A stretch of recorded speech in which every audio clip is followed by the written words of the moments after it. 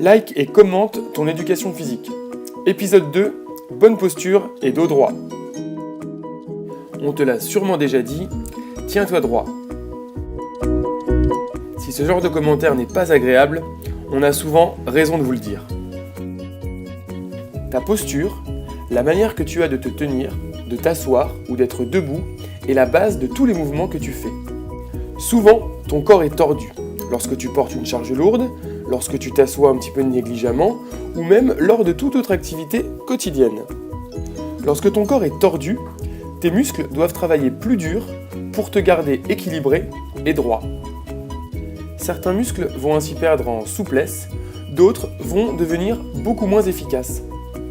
Au fur et à mesure, c'est tout ton corps qui se fragilise et tu augmentes ainsi ton risque de blessure. Des chercheurs ont par exemple lié une mauvaise posture avec la scoliose, trouble dont souffre Dorian. Une mauvaise posture peut également entraîner mal de tête et mal de dos. Certaines situations sont plus propices aux mauvaises postures. Une position assise prolongée, notamment lorsqu'on utilise un ordinateur puisqu'on regarde vers le bas. Cela fonctionne aussi avec le téléphone mobile ou toutes les situations où la tête est penchée vers l'avant. Mais alors, à quoi ressemble une bonne posture ?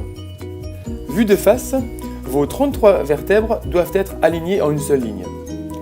Vue de profil, on doit voir apparaître 3 courbures, une au niveau du cou, une au niveau des épaules et une petite dans le bas du dos. Ces 3 courbures vous aident à rester bien droit. Si votre posture est bonne, une ligne peut être tracée entre vos épaules, vos hanches, vos genoux et vos chevilles. Quand tu es assis, ton cou doit être vertical. Tes épaules doivent être relâchées et tes bras le plus près possible de ton corps. Tes genoux doivent former un angle droit et tes pieds doivent être à plat sur le sol. Essaye de dormir sur le côté avec un oreiller sous ta nuque. Porte des chaussures avec une semelle basse et un bon maintien du pied. Mais avoir une bonne posture n'est pas suffisant. Rester immobile pendant un temps long n'est pas bon du tout, ni pour vos articulations, ni pour vos muscles. Voici donc quelques recommandations lorsque vous êtes en mouvement pour maintenir une bonne posture. Lorsque tu portes quelque chose, assure-toi de le tenir le plus proche de toi possible. Lorsque tu dois rester assis longtemps, comme devant un film par exemple, essaye de te lever le plus souvent possible. Voici quelques petits exercices d'assouplissement qui te permettront de garder un dos en bonne santé. À toi de jouer!